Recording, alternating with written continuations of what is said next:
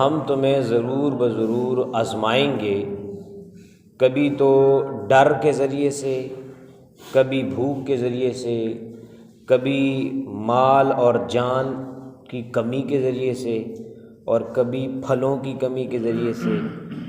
وبشر الصابرین، اور اس موقع پر جو صبر کر جاتے ہیں ان کے لیے خوشخبری ہے۔ اس آیت پاک میں اللہ تعالیٰ نے مختلف آزمائشوں کا ذکر کیا ہے کہ جو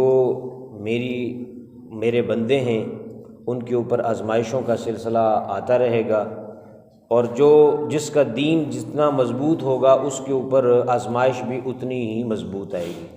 نبی پاک نے فرمایا کہ المرء یبتلی بقدر دینہ، کہ آدمی کو اس کے دین کی مقدار کے مطابق آزمایا جاتا ہے۔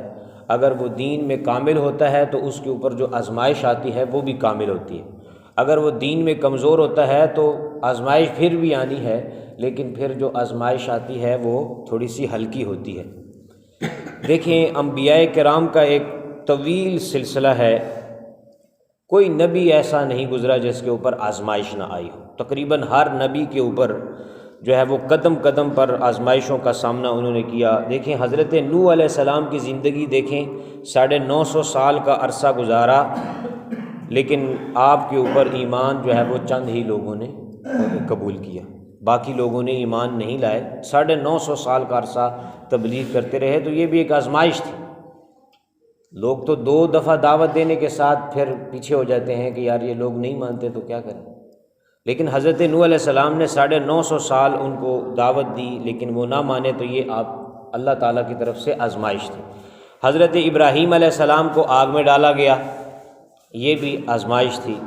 حضرت ابراہیم کے بیٹے اسماعیل کو جو ہے وہ قربان کر دینے کا حکم ہوا، یہ بھی آزمائش تھی۔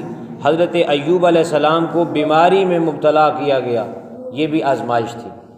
سب سے زیادہ بیماری جس پیغمبر نے کاٹی ہے تو وہ حضرت ایوب علیہ السلام سب سے زیادہ بیمار تھے۔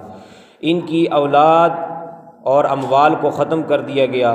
حضرت موسیٰ علیہ السلام کا مصر سے مدین کی طرف جانا، یہ بھی آزمائش تھی۔ پھر مصر سے ہجرت کرنا، یہ بھی آزمائش تھی۔ حضرت عیسیٰ علیہ السلام کا ستایا جانا، یہ بھی آزمائش تھی۔ انبیاء کرام کا شہید کیا جانا، کئی انبیاء کو شہید بھی کیا گیا۔ حضرت زکریا علیہ السلام کا ایک نام ہے، ان کو شہید کیا گیا۔ یہ سب آزمائشوں کا ایک سلسلہ تھا اور صبر ہی کی مثالیں تھیں۔ انہوں نے اپنے اپنے وقت میں یہ آزمائشیں جھیلی۔ خود نبی پاک صلی اللہ علیہ وسلم کی زندگی دیکھیں تو طائف کی وادیوں میں آپ پر پتھر برسائے گئے، آپ کو زخمی کیا گیا، اور طرح طرح کی باتیں آپ نے سنی، لوگوں کے طعنے برداشت کیے، لیکن یہ آزمائشیں تھیں۔ آپ ان آزمائشوں کے اوپر جو ہے وہ پورا اترے۔ تو اللہ تعالیٰ اس آیت میں ہم سے یہی کہہ رہا ہے کہ جیسے ان لوگوں نے آزمائشیں جھیلیں، انہوں نے صبر کیا، یہ نہیں کہ صرف پیغمبروں پر، نبیوں پر آزمائشیں آئیں گی، تم پر بھی آزمائشیں آئیں گی۔ تم بھی کئی تکلیفوں میں پھنس جاؤ گے، ایسے مسئلوں میں پھنس جاؤ گے کہ تمہیں نکلنے کا موقع نہیں ملے گا۔ فرمایا کبھی ہم تمہیں بشیء من الخوف، خوف کے ذریعے سے تم ڈر جاؤ گے، تمہارے ذہن میں ڈر ہوگا کسی دشمن کا، کسی آدمی کا، کسی شے کا، تم ڈرتے رہو گے۔ اور ڈرنا بھی ایک ایسی چیز ہے جو بندے کے کام کاج کو ستیہ ناش کر دیتی ہے، ہلاک کر دیتی ہے۔ بندے کے ذہن میں خوف ہو اپنے دشمن کا تو بندہ ہر وقت اسی کے بارے میں سوچتا رہتا ہے، نہ کوئی آگے وہ کام کر سکتا ہے، نہ آگے کے بارے میں سوچ سکتا ہوتا ہے۔ تو یہ بھی ایک آزمائش ہوتی ہے۔ والجوع، کبھی بھوک کے ذریعے سے تمہیں آزمایا جائے گا، بھوک کے ذریعے سے تمہیں کھانا نہیں دیا جائے گا، کھانا تمہارے پاس نہیں ہوگا، لیکن یہ بھی اللہ تعالیٰ کی طرف سے آزمائش ہوگی۔ وَنَقْصٍ مِّنَ الْأَمْوَالِ، کبھی مال و دولت تمہارے پاس کم ہو جائے گا، رزق کم ہو جائے گا، یہ بھی اللہ تعالیٰ کی طرف سے آزمائش ہوگی۔ وَالْأَنفُسِ، کبھی تمہاری جان میں تمہیں آزمایا جائے گا، جان تمہاری بیمار ہو جائے گی، کوئی جسم کا حصہ جو ہے وہ کام کرنا چھوڑ دے گا، سن ہو جائے گا، تکلیف ہوگی، پریشانی ہوگی، بیماریوں میں جکڑے ہوئے، سر درد میں مبتلا، تو یہ سارا اللہ تعالیٰ کی طرف سے آزمائش ہوگی۔ والثمرات، اور پھلوں کے ذریعے سے، پھل سے مراد یہاں پہ اولاد ہے، کہ اولاد بھی باپ کے لیے ایک پھل ہی ہوتی ہے، تو اولاد کے ذریعے سے بھی تمہیں آزمایا جائے گا کہ تمہیں یہ دیکھا جائے گا کہ تم اولاد کے فوت ہونے پر، اپنے بچے کے فوت ہونے پر اپنے اولاد کے بچھڑ جانے پر تمہیں جو ہے وہ تمہاری کیا حالت ہوتی ہے، تم اللہ تعالیٰ کی بارگاہ میں انا للہ و انا الیہ راجعون پڑھتے ہو، یا کہ تم جزا فضا کرتے ہو، یا کہ تم واویلا مچاتے ہو، نوحہ کرتے ہو، یہ تمہیں آزمایا جائے گا۔ بچے کے بارے میں ایک بڑی پیاری حدیث ہے، جب فرشتے کسی چھوٹے بچے کی روح قبض کر لیتے ہیں اور اللہ تعالیٰ کی بارگاہ میں پیش ہوتے ہیں تو اللہ تعالیٰ ان فرشتوں سے کہتا ہے بتاؤ میرے بندے کے چھوٹے بچے کی روح لے آئے ہو؟ تو وہ عرض کرتے ہیں کہ ہاں ہم وہ چھوٹے بچے کی روح قبض کر کے لے آئے ہیں۔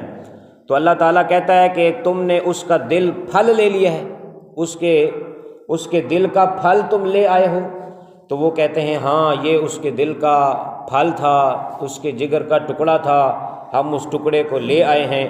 تو اللہ تعالیٰ آگے سے پوچھتا ہے بتاؤ میرے بندے نے کیا کہا؟ اتنی قیمتی چیز تم لے آئے ہو، بچہ، چھوٹا بچہ پھر بھی، تو وہ تو بڑا پیارا ہوتا ہے اپنے ماں باپ کو، تو میرے بندے نے کیا کہا؟ فرشتے عرض کرتے ہیں تیرے بندے نے تیری حمد کی اور اس نے کہا انا للہ و انا الیہ راجعون۔ اس نے یہ پڑھا کہ ہم سارے اللہ کے لیے ہیں، میں بھی اللہ کا ہوں، میری اولاد، میرے بچے، سب کچھ اللہ کے ہیں، اور ہم ایک دن اللہ کی طرف سب ہی لوٹ کر جانے والے ہیں۔ تو اللہ تعالیٰ فرماتے ہیں اچھا میرے بندے نے یہ کہا ہے تو چلو اس کے لیے جنت میں مکان بنا دو اور اس کا نام بیت الحمد رکھ دو۔ تو ایسے صبر کرنے والے باپ کے لیے، صبر کرنے والی ماں کے لیے جنت میں ایک محل تیار کیا جاتا ہے۔ حضرات محترم، اس آیت پاک میں ہمیں یہی بتایا گیا کہ رنج و تکلیف اور پریشانیاں آتی رہتی ہیں، ان میں صبر کرنی چاہیے اور ان میں ایسا کوئی کام نہیں کرنا چاہیے جو اللہ تعالیٰ کی نافرمانی کے اندر آئے۔ تکالیف، پریشانیوں میں پریشان نہیں ہونا چاہیے۔ بیماریاں آتی ہیں، مال جاتا ہے، نقصان ہوتا ہے، جان میں کوئی کمی واقع ہوتی ہے، اولاد میں کمی واقع ہوتی ہے، تو اس پہ پریشان نہیں ہونا چاہیے۔ ایک حدیث پاک آخری سن لیں، حضور علیہ السلام نے ارشاد فرمایا کہ ابن آدم کو اگر ایک کانٹا بھی چبھتا ہے یعنی چھوٹی سی تکلیف بھی ہوتی ہے تو اس کے بدلے میں بھی ہم اس کے گناہ مٹا دیتے ہیں، یعنی جتنی بھی